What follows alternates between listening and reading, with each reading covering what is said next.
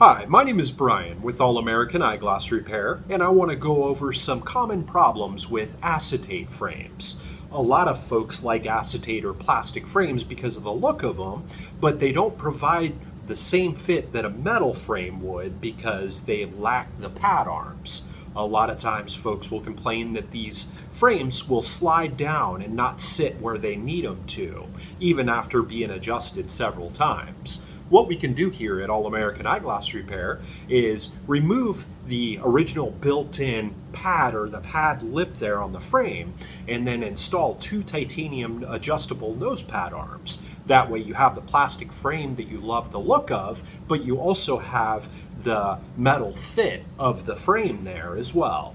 We can do this here in store, same day, or we also provide this as a mail-in service as well. Feel free to visit our website, AmericanEyeglassRepair.com, because you need to see now.